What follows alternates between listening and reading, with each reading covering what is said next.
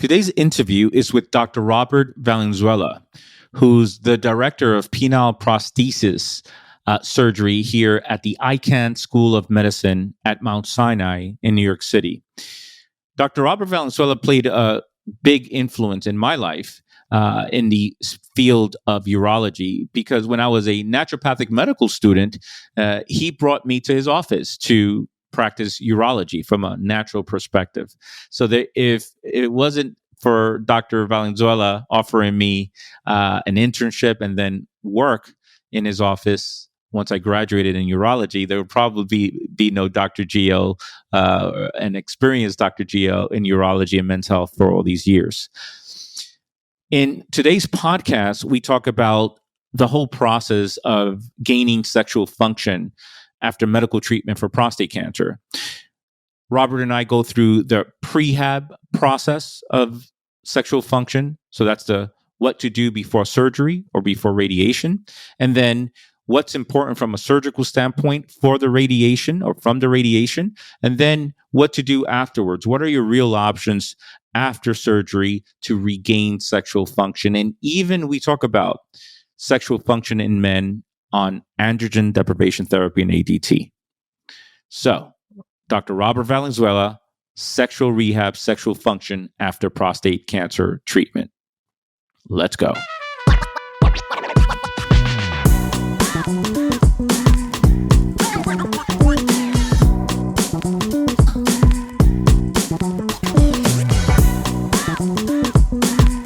All right, Robert, welcome to the Dr. Geo podcast. You know, this is a thrill for me for many reasons. Number one is because we're friends, and we really don't get to see each other that much. So I felt that one of the best ways for me to see you was to interview you on your expertise in sexual rehabilitation, which we'll talk about. And the audience already know in a pre-recording that this means a lot to me, because I don't think that I would have been in urology and men's health the way I am now. And pretty much at this point, thank God, a thought leader as it relates to integrative and holistic urology without you, because you got me started at your office in Washington Heights. It's over 20 years ago, actually. I know, right? It's been a while. So it is such a pleasure to have you on the podcast, man. And let's get started. So what happens is, I see guys, part of what I do clinically is that some guys see me as a prostate cancer navigator, right? So what that is, and so they come to me for the holistic side of things, but they have trust issues with doctors. They think that everybody has an axe to grind. So I'm like the quarterback, right? So Great. I've noticed that with many of them who say, look, this is my PSA, my biopsy report is X. I think I'm going to do surgery, but I'm really concerned about sexual dysfunction. That means a lot to me. And I find that sexual function, I don't think is a no-brainer. I think sexual function is a big deal for men. And it's a big deal for men making the decision as to, what treatment am I going to undergo? And for many of them, they don't choose surgery because of that. Now, I have to say that with patients that I see, we live in a bubble in New York. We are here in great institutions, Mount Sinai, Sloan, New York Presbyterian. I think these are just great doctors all over the place. All these guys get great results after surgery in terms of men having the ability to regain function. Of course, it depends on many things, their sexual function before surgery, et cetera. So I guess what we can do is take it from the top in terms of, all right, this is a guy that definitely will do, and we can talk about radiation because there is a significant amount of sexual dysfunction or ED that happens from radiation therapy for prostate cancer. So if the information is different, let us know. But they're about to undergo surgery, radiation. What do these guys need to know about regaining their sexual function after treatment? Well, I got to tell you, Gio, one of the biggest things, and I think my chairman doesn't like it when I tell them, but I tell my patients the truth. I have no vested interest in the choice that they make. I am not going to perform the surgery. I am not going to give them the radiation. I'm there to give them my expertise based on my experience of 25 years. Mm-hmm. I used to do a lot of radical prostates. I used to do over 120 a year. Yeah. So I've done over 700 radical prostatectomies during my lifetime. And then, little by little, robotics came on board. And so, therefore, I stopped doing the radical prostatectomies. But I learned a lot during those years. I learned to understand what the pathophysiology or what patients can expect after the surgery. So even in my hands, back when we used to do open surgery, we used to tell our patients your incontinence rate was going to be this number.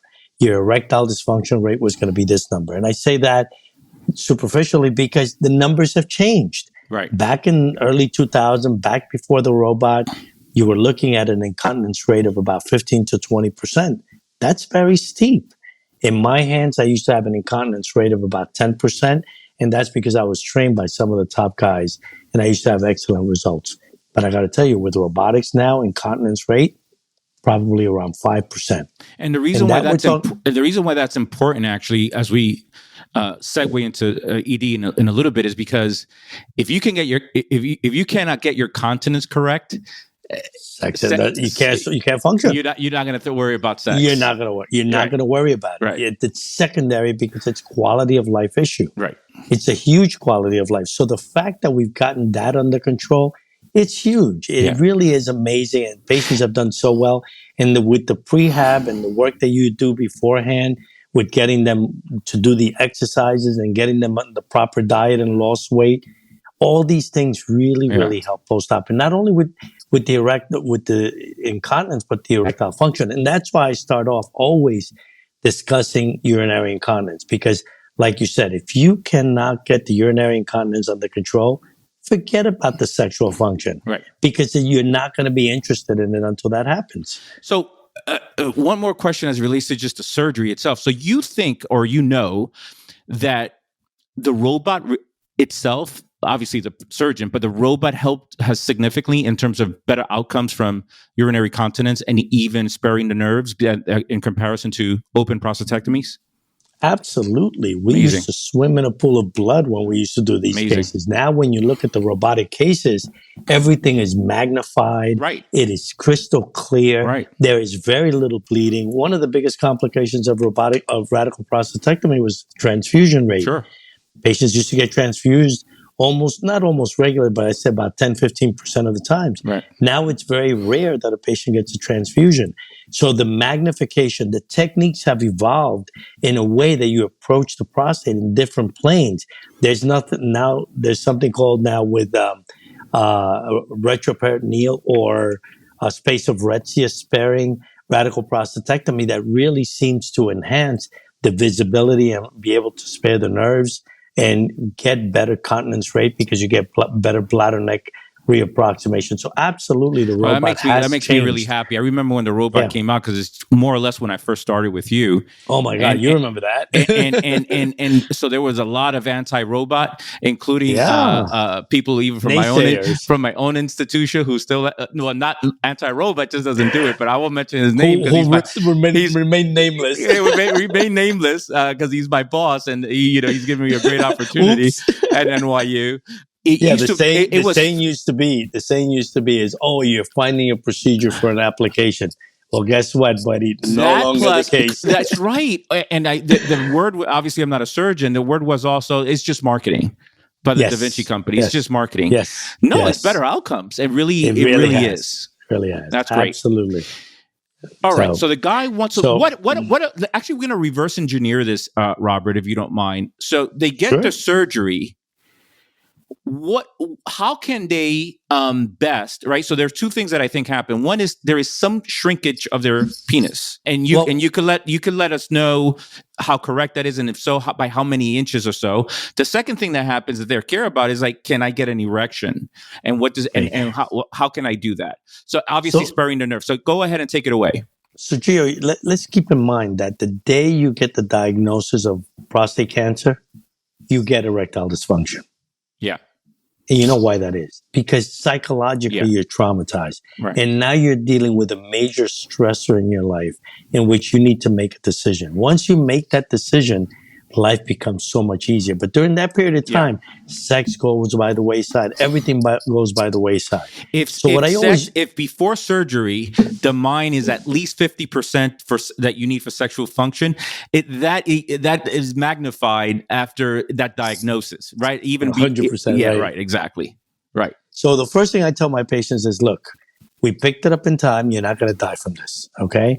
The one thing that you have to keep in mind is, like everything else in life, you just got to take care of it and move on with your life. Yeah. And if anything happens, yes, like remember the Bionic Man, we have the technology. We can rebuild this. And I could tell you that your audience will identify with this because, it is the age They have population. age. That's right. You remember that, right? We can rebuild you. We have the technology. Right. And that is the case. Now when we get into the erectile dysfunction, back when I used to do radical prostheses, I used to tell my patients, look, sexual dysfunction is going to occur in about 40 to 60% of men. Okay, depending on your pathology, depending on your age, depending on your weight, depending on your sexual function prior to the surgery. Yeah. But in reality, now, I was doing this back in 2000, between 1998 and 2011. The reality is that those numbers have come down drastically. Now we're talking about 15% of men. I mean, that's a huge difference. Is it because better surgical outcomes? Is it because men are healthier? What do you think is happening there? I think it's a combination. I think now sexual medicine has taken off so much so that you have people like you and like myself who can discuss with the patients and prep the patients before the surgery. Not only that, we're very aggressive and very much involved. In the past, when I rotated through Memorial, most of our patients went to see their oncologist, and that was it. Mm-hmm. They had their radical prostate. Their urologist was their oncologist, and they followed up with them. The oncologist is not interested in your sexual function, and they dabbled, and they said, let's do this, let's do that. But the reality is they weren't dedicated to that.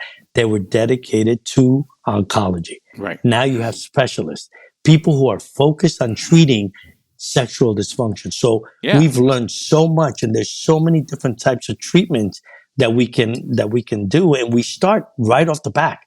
I mean, the minute that catheter comes out, we're all over it. We're helping to try to help you restore your sexual function. Actually, it's before the catheter comes out, and even before the surgery itself. That's right. So can you talk a little bit about the pre-hab approach to penile health after surgery? Right. So being in a major academic institution, I see a lot of my patients for pre-hab.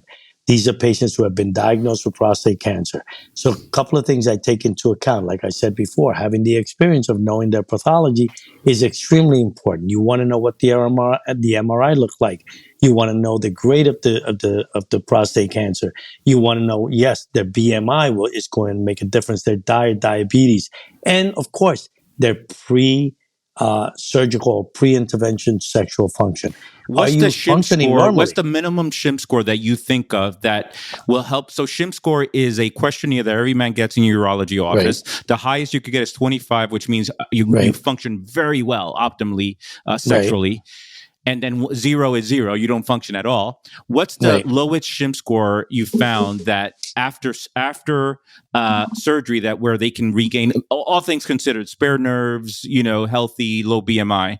What's the lowest SHIM score you think that they can get away with and develop sexual function after surgery? So we got to take into account you can get a raw SHIM score without the use of any medication prior to surgery, or a SHIM score with the medication. So guys who have a SHIM score with medication at about a 20 are guys who can potentially recover their erectile function. Those guys that have a raw SHIM score without any medication above 20, they also have a very good chance, provided they have low-grade disease, no negative margins, bilateral nerve sparing, and they initiate rehabilitation and prehabilitation immediately, pre and post-op. So when we go to prehab, so the first thing I always tell my patients is, look, first thing you got to think about is that your cancer is not going to kill you. This is something that you just have to deal with, like I said before. Second of all is we start them with medication immediately. Even if they have a perfect 25 score, I like them to get more nocturnal erections. And how do we do that? We know that we have medications like tadalafil or Viagra that they take at nighttime. So I tell I put all my patients on either 5 or 10 milligrams of tadalafil every other night so that they begin to get nocturnal erections. A lot of times these guys take it in the morning. It doesn't make any sense to take it in the morning. Right. Because in the morning, it's very funny because back in 1999, guys were taking the medication. They were sitting down to watch the baseball game, and they come in, doc, this didn't do anything for me. I'm like, dude, if you're watching TV and watching a baseball game, this isn't going to work. It isn't like magic. You take a pill and it's going to pop up. And that doesn't work like that. So the idea is... How do you determine, Robert, Cialis versus Viagra, or do you just change? How do you determine which one you use? I base it on bioavailability. The reason they call tadalafil the weekender is because of the length of duration, the half-life of the medication. So I like to put all my patients on tadalafil. If they can't tolerate it because of the side effects, then I'll go to Viagra or sildenafil. 5 milligrams. But for the most part, I have noticed almost no side effects. 5 milligrams. I think starting at 10. Right? Is that right? Have you seen side effects from 5 milligrams a day? It's the lowest dosage. 5 milligrams is low dose, and it really has minimal side effects. So if a guy has a shim score above 20, I'll put him on 5 milligrams every night at bedtime. Yeah. But the question is, why at bedtime? At bedtime, we have REM sleep cycle. Right. We get nocturnal erection. We get morning erections. Right. But, even if you have one REM sleep cycle, that's enough to get you to stimulate and potentially give you a morning erection. So you're stretching the penis. You're increasing the oxygenation of the penis. You're increasing nitric oxide. All these things are going to make a difference. Actually, studies have been made on diabetic patients that just on putting them on medication, even if they don't have any erectile dysfunction, really prolongs their erectile function and prevents, decrease in function over time. So that's one of the things that I start off with. The other thing is something very interesting. Before you move on, how far before surgery do they need to start this regimen? So usually depends when we see the patient. As soon as I see them, I start them. Most of the patients are usually 3 to 4 weeks prior to their surgery. Got it. One last question. Why does the pathology report matter so much? So let's just say that they have positive margins, positive seminal vesicles. Why does that matter as it relates to sexual function? It's going to be a wide excision. Yeah. It's going to determine the type of surgery you're going to have. And I'm not going to lie to you and say, well, let's do this and let's do that because, it doesn't matter. It'll still help you out. The bottom line is, look, the risk of you having erectile dysfunction is going to be that much higher because of your pathology. Because you're going to have positive exactly margins. What that means is that you have to you don't know until you're actually there, right, in the body. But that probably means that there is cancer around the nerve bundle. Right. And they're going to have to probably remove the nerve bundle if there's cancer around the nerve bundle. So explain the nerve bundle if you don't mind, and let me know if I'm right or wrong with that assumption. No, but that's perfect. That's exactly right. So the prostate, let's say it's right in the center. Let's say it's the root of the penis. Yeah. Right. So imagine the base of the penis, right? And the nerves travel right under the prostate at 5 and 7 o'clock. They're traveling all along that base of the penis. And so what happens is when they're dissecting the capsule of the prostate, they have to try to peel the nerves away. If the cancer is close to the nerves, you have to sacrifice the nerves. You don't have a choice because otherwise you're going to leave cancer behind. Right. And let's say that the surgeon is trying to be nice and say, well, I'm going to spare the nerve and I'll take the risk. And then all of a sudden you come back with positive margin. You're going to get radiation. You're going to burn that area anyway. Yeah. You're going to wind up getting hormone therapy. You're going to affect sexual function anyway. And nobody's going to sacrifice your outcome or your ability to be disease-free for trying to preserve nerves that may or may not function. Right. So above all, the most important thing is to eliminate the cancer. And you really so the MRI doesn't tell you much whether or not you're going to be able to spare the nerves. You're only really going to know once you're in the body and doing the surgery. That's the only time that you get to know, or is that not right? No, not really. The MRI, the imaging now has gotten so good that we can really see the lateral extension and posterior extension. We can see into the seminal vesicles and get a pretty good idea if they're going to have nerve sparing or not. So for proper counseling, the imaging is extremely important. And sometimes with the biopsy, if you get any segment of nerve or you have neural invasion of the prostate cancer, then you know that there's going to be neural invasion at the time of surgery, and you're going to do a wide margin resection. So no, the imaging is very, very good, and it's telling. It can really give you a good idea of what you're going to do. You have 2 nerve bundles, 5 and 7 o'clock apart from each other. Mm-hmm. let's just say you can spare one nerve bundle. Is that enough? Is it like is it similar to having one kidney? You can function just fine with one kidney. Okay, is it similar? Not as good though. Not as Not good. as I got to good? say, not as good. You may still function, but definitely not as good. And so you still have an increased risk of erectile dysfunction.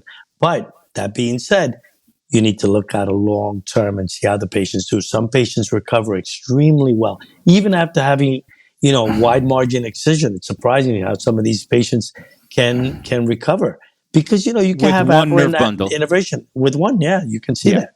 So, it's not 100%. We don't say it's going to be 100%. So when I counsel my patients, I said, listen, the likelihood is that this is going to be your trajectory. This is what's going to happen to you, and this is how we're going to take care of it. So I let them know ahead of time. What's the discussion like in your office when their concern is, look, Dr. Valenzuela, I'm not that big as it is, and I'm really afraid and concerned that once, if I undergo surgery, it's going to shrink even more.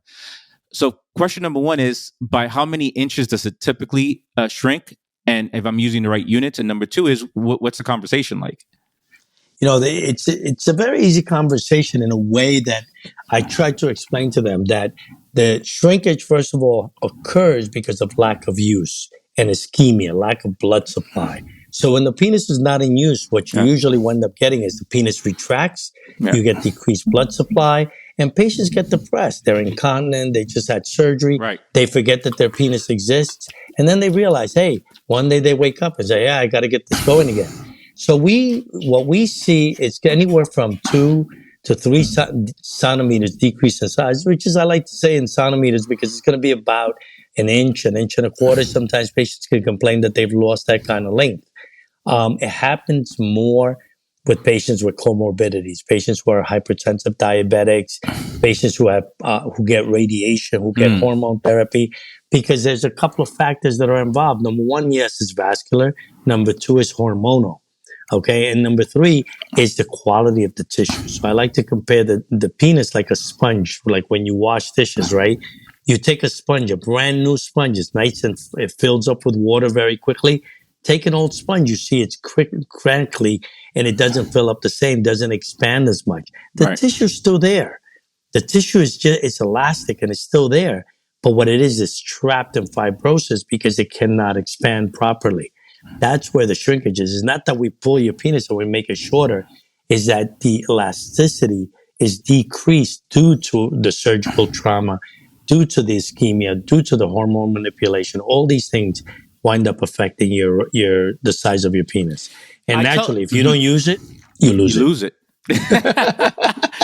So I tell patients this, and I just want to make sure I'm saying the right thing. I tell them, look, this is the first time since you were a teenager that you've never had an erection, a daily erection, since you reached puberty. Because even if you don't know that you had an erection, you definitely had at least 3 to 5 a night under almost any circumstance. You got to be in very bad health otherwise, if that's not the case.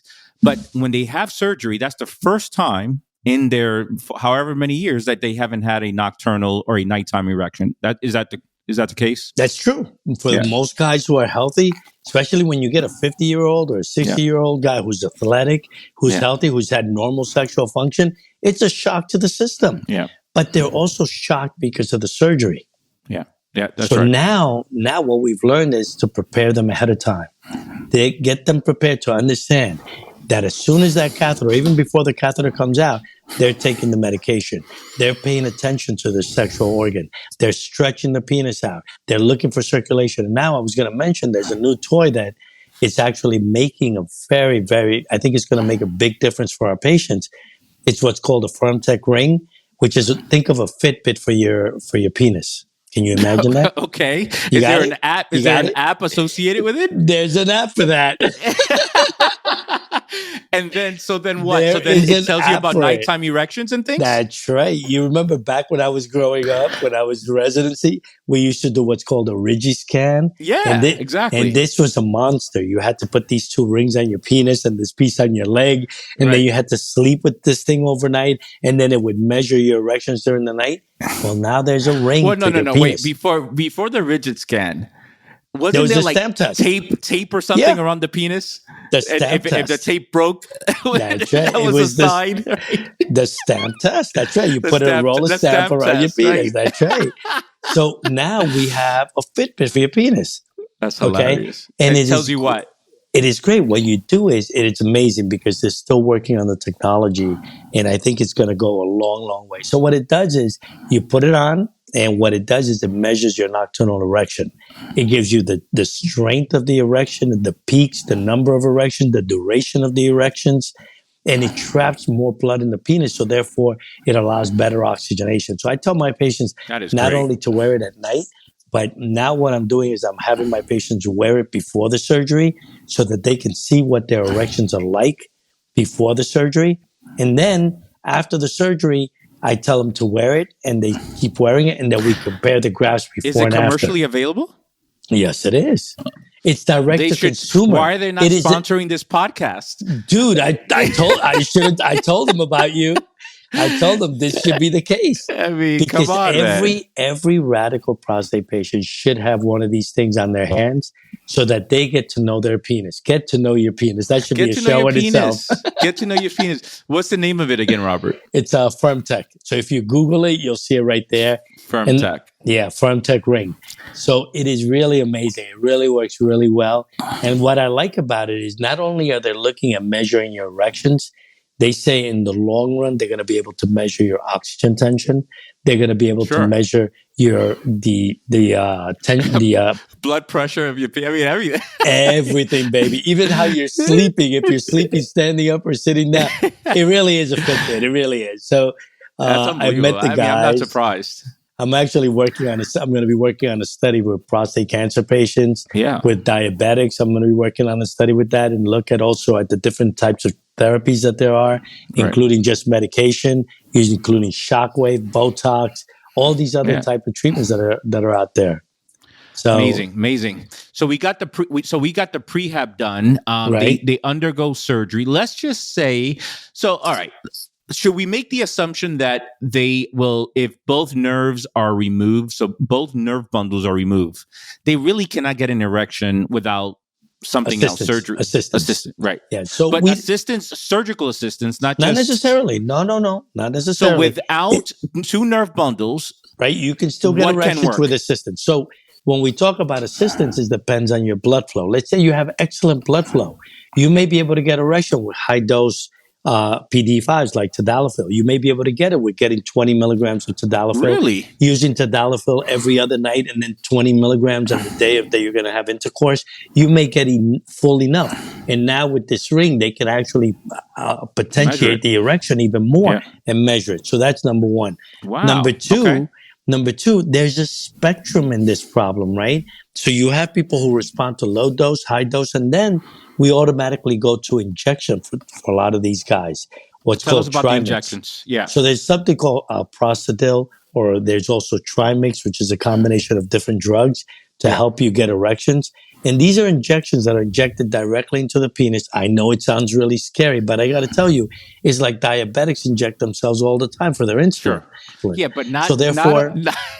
Don't give me that. Diabetics inject themselves around the abdominal area. A little bit different. It's a mosquito bite. The needle is very, very small.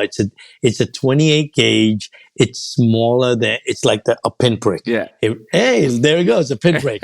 So it's just a pinprick in the prick. That's all it is. But really, honestly, once you get over the phobia of the needles, it really is very, very effective for these patients.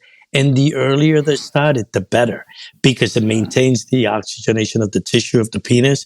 It allows them to get the elasticity back because you're getting the stretch in the penis constantly. All those things make a huge difference. Now we're talking, this is not prehab. This is after surgery. No, it's after surgery. Right. So let's say after the surgery, now you're coming in, your urine is pretty much under control, or it's still not under control. We start working on your sexual function anyway. Right. Even though a lot of the guys, I'm not really interested. We're like, it doesn't matter. Once your urine is under control, you will be interested. Yeah. So keep in mind, regardless of whether you're interested or not, you got to keep in mind that once you get over the trauma, you're going to want to get back into action, because every guy does.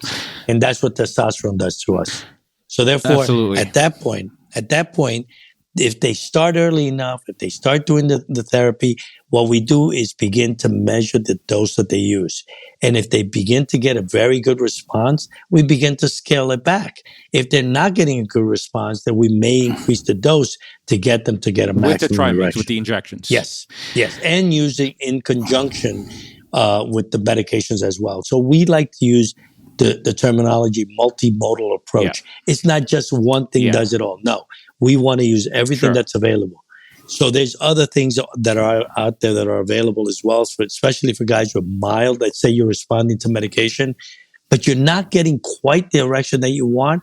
Well, there's also shockwave. And shockwave has been shown to work in guys with mild erectile dysfunction. And what it does is it causes angiogenesis, which means new vessels that grow into the penis. It causes neurogenesis, which means that the nerves begin to regenerate within the penis. And those things are very, very important for recovery. And we're still talking post-surgery, not just organic ED. Yeah, it's post-surgical. Yeah, right. Post-surgical, so even with this post-surgical therapy is a viable option post-prostatectomy, assuming that they're continent, they have no urinary problems. No. Shockwave can be used even if they have urinary problems.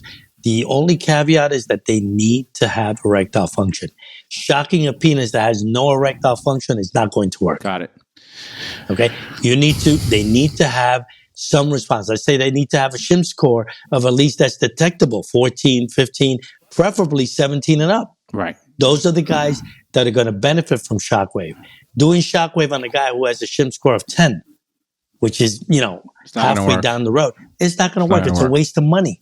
And that's something that we have to keep in mind is that this is out-of-pocket expense. Sure. So we don't want to subject our patients to an expense that's unnecessary. Sure.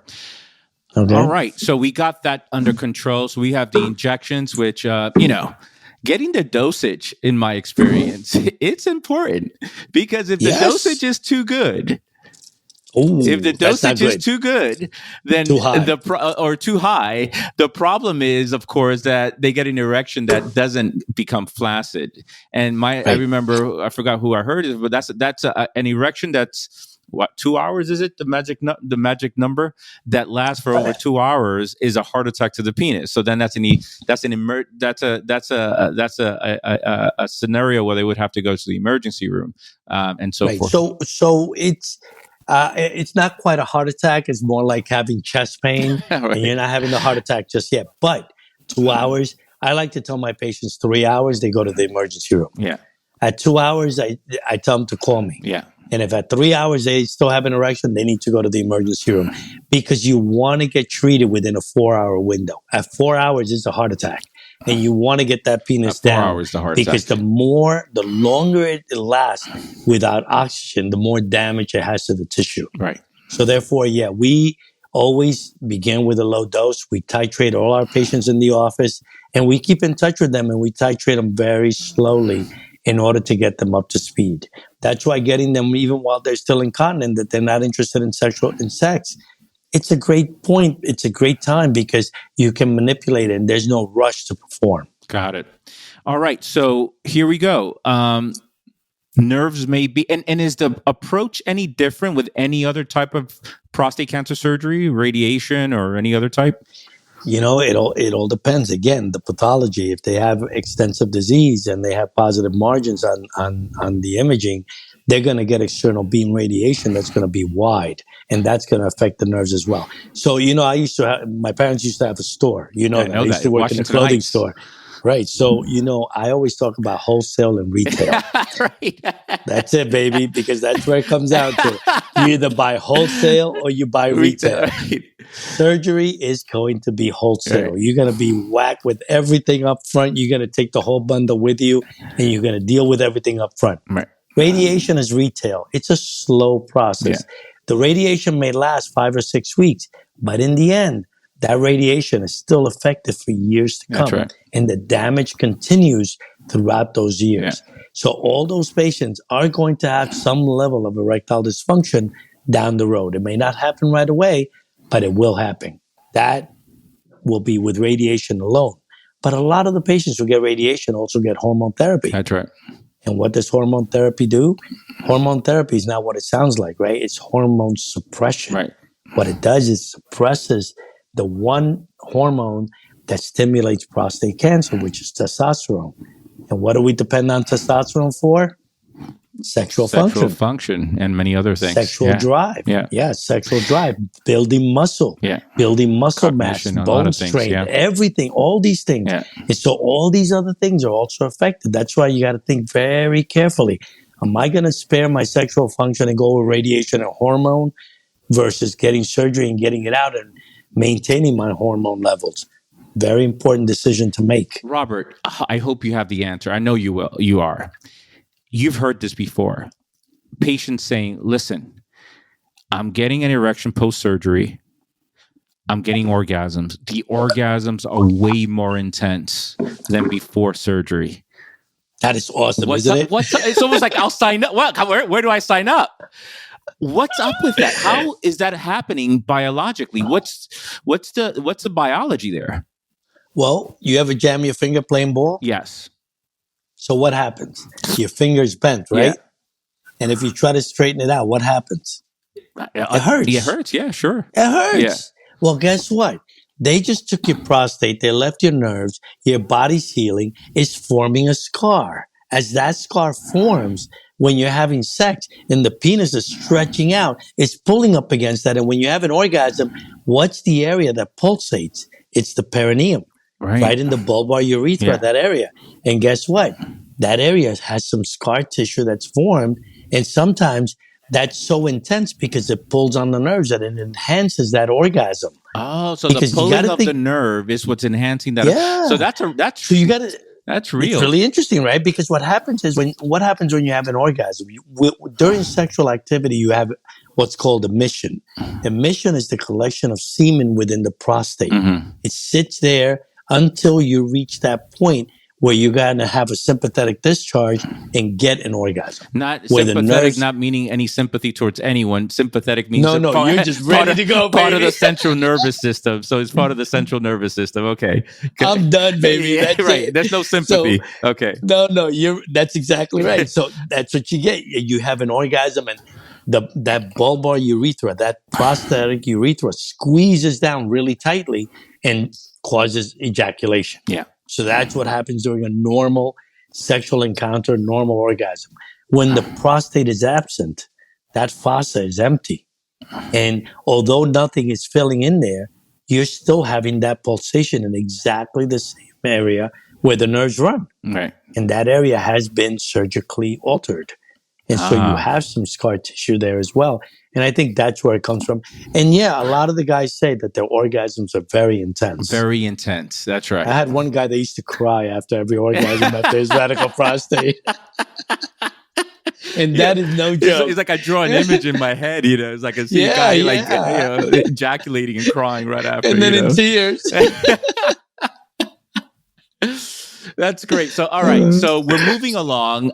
So the injections may or may not work. They're ready to move on to something else.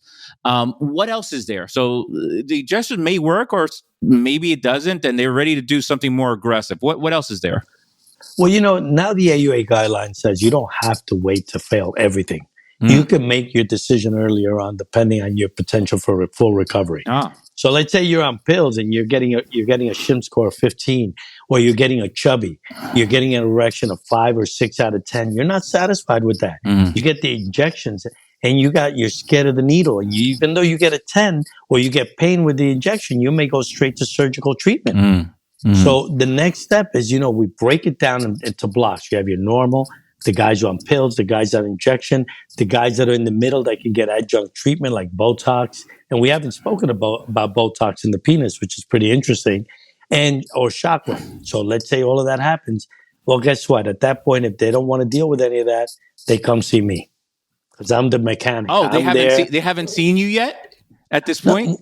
No, not necessarily. They may see me for rehab, but for the guys who have failed, let's say for somebody else who hasn't seen me before and they need a prosthesis, then I'm the guy that they come to see. I'm the guy that's going to manage that surgical prosthesis is the next the next and final It's the stop. ultimate, baby. It's the next ultimate. and final stop. We're going to Yes. talk about that in a second. Botox? Sure. Can we get 2 for 1? Can we get a twofer? A twofer, here he comes. So there was a study that was done that showed that Botox in patients post-radical prostatectomy and patients with erectile dysfunction had some recovery of function with the use of Botox. And especially in question 2 and 3, which is where they talk about question 2 on the Shim score says, after the treatment, those patients that were able to get an erection, 70% of them were able to get a harder erection than the guys that got placebo. And then the guys that got, in the step 3 is how many were able to penetrate. Only the guys that got Botox were able to penetrate and maintain the erection, which is pretty interesting. So how does Botox work? Yeah. So Botox, what it does is it gets rid of the wrinkles. Well, how does it do that? What it does is a neurotoxin. Yeah, that's right. It blocks the nerves. Botulinum is the botulinum toxin. That's right. And what it does is it blocks the nerves, prevent the muscle from contracting. Well, let's think about the penis for a minute, because that's all I do anyways, think about the penis. Yeah, I'm surprised. You know, you have this beautiful background there, and I was hoping for some phallic shapes, but no, I don't see any, unless there's one within the painting there that I can't see. You should have told me, man. I would have brought some out. I was just at the Penis Museum in Iceland. Oh, did you go? Picture. Yes. I had a phone. Interesting. So I had a telehealth phone consult with a patient who's American, but he was in Iceland yesterday, actually. And I said, oh my God, I haven't been. And it's like, you have to go to the Penis Museum. It's like, absolutely. In fact, he said, I'm going right after this conversation. After this consult, I'm going right to the Penis Museum. And he did, actually. So he said, I'll take a picture and send it to you. I'll send you a picture of me at the Penis Museum and see awesome. if you can count how many penises are in the picture. But so the Botox, what it does is the penis lives in a relaxed, in a contracted muscle state. So the muscle of the penis is contracted at all times. Unless it gets an erection, then it begins to relax and allows blood to flow in. So what Botox does is, by injecting the Botox, it promotes relaxation of the smooth muscle, thereby facilitating blood flow into the penis. Wow. So it actually works pretty well in the right patient. Again, this is for patients with mild to moderate, not for severe patients. So that's very important. It's not for everybody. So let's say the patient fails everything. They decide they need surgical therapy. So what I do is, yes, I do penile prosthesis surgery, and I specialize in penile length preservation and penile length restoration. Wait a minute. So that means that not only can they get an erection, and I remember, back when I worked with you, you were like the guy, and not only in the Upper West Side, but in New York. And they got an erection that they control completely with this penile prostheses, and it goes flaccid when you want it to go flaccid. That's right. But you also get lengthening of the penis, which is one of the things that they're actually concerned about. So tell me more. How does that work? So it's not lengthening. I don't like to say lengthening because that's a lie. It's length restoration. My goal is to help you restore some of what you lost. Okay. So we How never about say girth-wise? That we can also, that can enhance, that increases. So we can increase girth with the procedures that we do. So so I specialize in that. Not only that, I want to make it look as natural as possible so that not even your partner can tell that you have an implant. So it is a mechanical system. It's 3-piece. Think of a breast implant that you put in. We put it in a place that you can't notice the scar. The scar disappears. There's a pump. There's a reservoir, and then there's a cylinder. And it's a closed system where fluid flows from one chamber to another, allowing the man to form an erection. Now, the one thing that they're always afraid of is it going to affect my desire? Is it going to affect my orgasm? It's not going to affect any of those things. Think of a breast implant. When a woman gets a breast implant, they still have sensation in their skin. They still have normal sensation in their nipples. They still can lactate if they have children. Same thing with a man. Once they get a penile implant, they're still going to be able to have sensation. They're still going to be able to have orgasm. And if they ejaculate, they can still get pregnant. So all those things are completely normal. The only difference is that instead of getting a spontaneous erection, they have to pump it up mechanically, get the full erection, and they're able to use it. And then they bring it down when they finish. The beauty about it is, you can keep it up for as long as you want. So premature ejaculation, which not an issue, is never an issue anymore. All right, let's unpack that just a little bit more. So there are several parts to it. There's two cylinders shape that goes right into the cavernosum. These are the two muscles that engorges with blood that creates an erection. So that gives you the rigidity, right? It gives you the rigidity. Right. There is the reservoir that holds the fluid. What's the fluid? What's in it? Saline? It's just saline, yeah. Okay. Just saline. Yeah. Saline, and that reservoir lies between the bladder and your abdominal section still? Is that how it works? It's above the pubic bone. It's next to it sits next to the bladder or underneath the muscle. Next to the bladder, underneath the abdominal muscle. And then the pump goes in your scrotum, somewhere between your testicles? Yeah, posterior to the testicles, so you can't see it. You can't see anything? No. This is a surgical procedure, and then once it's all said and done, you can't see anything. And the partner can't see anything. That's great. They can feel it. They can feel where the pump is. Yeah. But otherwise, for the most part, you can't see the pump. You can't see the cylinders. And so to get it to raise the penis, they have to pump. That's right. And to bring it flaccid, they have to do what? They just hit another button. They hit another button. They squeeze the penis, and the penis comes back down. Comes down. Yep. So what I've noticed is, bless you, is they got to get over the psychological component of the whole thing. By the way, another surgery? I just had a prostatectomy. Another surgery? You don't see much of that? I do. I see a lot of that. Yeah. But I also tell them is, well, if you want to resume your sexual function, you have a choice. So I like to compare it sometimes to if you lose a limb, let's say you break your leg and they had to take part of your leg off. You have a choice. You either hobble around, or you're on crutches, or you're in a wheelchair, or you get a prosthesis. Have you seen people running with a prosthesis? Right. Have you seen how fast they run? They run even faster sometimes. Oh my gosh. They are great, right? And they look so natural. And a lot of them can wear clothes and they can't even tell some of them. Same thing, right? And they walk normal and everything. Well, the same thing with the prosthesis. Why not? If women, there's this whole phobia about this. If women could get breast implants, why can't men get their penile prosthesis and feel just as good about it and not be scared to say, yeah, well, that's what I have and it works and it's fine. And I got to tell you, the partners, they've done studies where they've questioned the partners. And I got to tell you, you're talking about 90% satisfaction rate on the part of the partners. Wow. So that's pretty huge. And that, premature ejaculation, is a big deal. And I was only half joking before, where if you suffered from that before and now you can last as long as you want, you could really be satisfying to your partner. Yeah. But I think the partner satisfaction comes in two folds. Yeah. One, they see that their partners are back to their normal selves. Patients who get prosthesis are the happiest patients. You know why? They no longer have to think about an erection. They're no longer fixated that they can't get an erection. They're no longer disturbed by the fact that they can't get an erection and they can't function. Think about that. You want to have sex and you can't. And mentally you're disturbed. Why do you think you see all those grumpy old men? Where does that come from? Those grumpy old men, they couldn't get erection. They were frustrated. That's why they're grumpy. And low T. That's right. So what happens is now you restore them back to their normal lives. And they can forget about it. In fact, they've done studies where men who get prosthesis, we're talking about 20% of men who get prosthesis, never use it on a partner. But guess what? 100% of them say they would do it again. Why?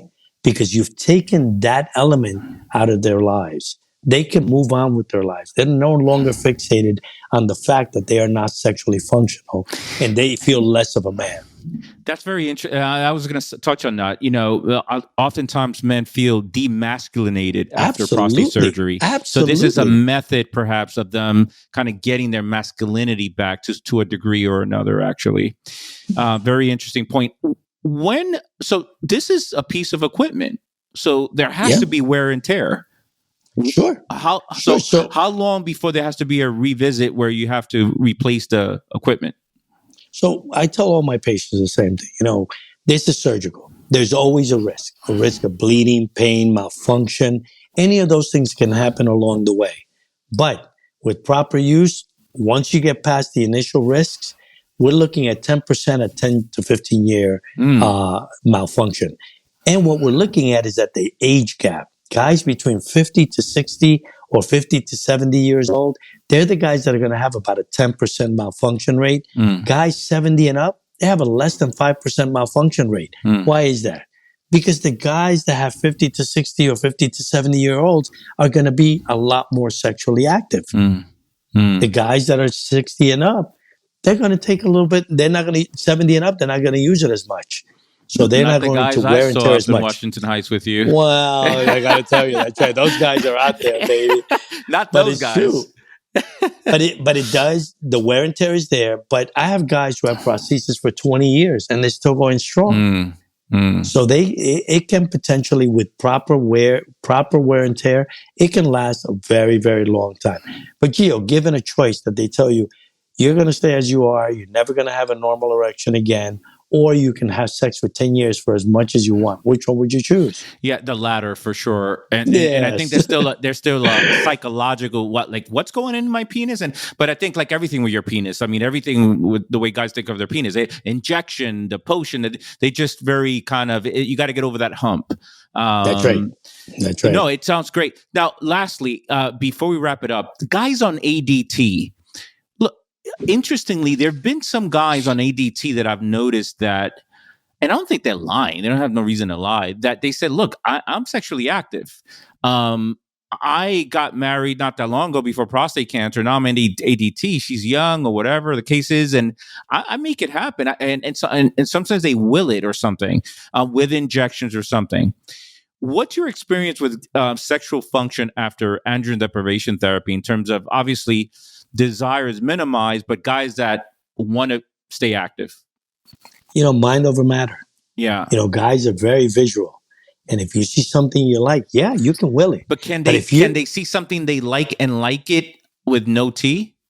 Absolutely. Why not? I see a lot of guys just like you who have a testosterone of 0, of 1, and they still have the desire. They still have sexual desire. How do you know my testosterone is 0? I never explained. Dude, I didn't say yours. I said guys that you see like you, buddy. No. You know what's interesting about that? I've done a deep dive in the world of naturopathic medicine and functional medicine. Just because I'm the only guy doing it, I don't think of myself as a genius, but I'm the only guy doing this one specialty. I've done deep dives into hormones in men. And 2 things. Number 1 is you need actually a decent amount of estrogen for libido and sexual desire as a man. Right. And I'm wondering that, because most men would say this. They would say, well, no testosterone, I'm still somewhat interesting, but in a much different way. My wife or my girlfriend or whatever, or my mate looks interesting. And I do want to, but I don't know if it's a lot of psychological. So, but again, some of these guys on ADT, make it happen. That's right. So do you do implants on these guys? I know some of these guys do injections. So what's your experience there? Yeah. The guys that are on ADT and they prolong or wait to get an implant, they're the guys that have the greatest loss of penile length because the spongy tissue loses oxygen tension, number 1, becomes fibrotic because of the lack of testosterone stimulation of the tissue. Because the tissue depends on testosterone for its function. That's right. So therefore it becomes more crispy and fibrotic. And so it loses the elasticity. So they're more likely to get shorter penis and begin to lose length and girth very quickly. So for guys, one of the things that I'm working with is patients who have had a radical prostate. Now they have a rising PSA. They have what's called a biochemical failure. They're going to need hormone therapy or radiation therapy. I tell them, look, you get your prosthesis before you get your hormone therapy to preserve your penile function and your penile length. So I think that's very, very important because it is essential for their function. Yes, they can make it happen and they can will it. And if the partner has a desire, they can seek it out and they'll be able to function because they have a prosthesis. Wow. And remember, sex is not all about penetrative sex. That's right. There's also the intimacy. That's right. The intimacy that's associated with it. And if a guy can't get an erection, they don't feel that great about their intimacy. Right. Think about being it with a partner, even if you can't have penetrative sex. The fact that you can get an erection, you can be close to them and everything, that often is enough. How many of those are you doing a year? Penile So prosthesis. I do about 200 to 250 a year. Jeez. Does that make you? I remember you were one of the top guys, certainly in New York. Does that make you still one of the top guys in New York at least? Yeah, I'm number 2. What could I say? I'm still not number 1. Oh, come on. I'm working on it. You got to work a little harder. Maybe after this I podcast. gotta work a little Maybe hard, after this yeah. podcast. Francois is still kicking my butt. Still. If he's listening, yeah, he's still out there. But it's okay. We're good friends. Yeah. We love each other. We work very well together, so it's fine. and I'm sure you guys learn from each other and things. Absolutely, yes. Listen, Robert, this has been an amazing podcast. It feels like it's just a conversation of you and I having coffee. So I appreciate it so much taking time out. We got to meet at Starbucks again. Exactly. Where can people learn more about you and find you? Valenzuela Urology. Valenzuela Urology. .com, yeah. Yeah, we'll have that in our show notes. Yeah, very easy. It's all there. One of the things that we didn't talk about, but it's something that they're going to see there on the website. So I specialize not only in penile prosthesis surgery, I also specialize in Peyronie's disease. That's another podcast talking about the bend. God. And you got to get Xiaflex to sponsor you for that, buddy. Oh, God, yes. Talking about the bend of the penis. We could do one of Peyronie's, actually. I just saw a patient with Peyronie's. So here's, God, I feel like I shouldn't digress like this, but it's just so fascinating. Again, it feels like we're having coffee. Peyronie's is curvature of the penis, for those that are listening, and very briefly, it has nothing to do with prostate cancer. And, there's a whole natural protocol. So I've given up on these guys from a natural protocol perspective because it just takes too long and we don't know if it works. But lately, some guys that came back like after 5 years, because I lost them that didn't follow up. And so I don't know what happened. Some of these guys started coming back and say, Dr. Geo, remember the vitamin E that you got me on and the vitamin E topical and this, that, and the CoQ10? It worked. I just kept going at it. So it's actually very interesting that some of the natural things, which I've given up on it because I said, look, it's going to take so long. Most people are not going to continue. You're going to have to either live with it if it's a grade 1 and you're not, it's not a problem for you sexually and so forth.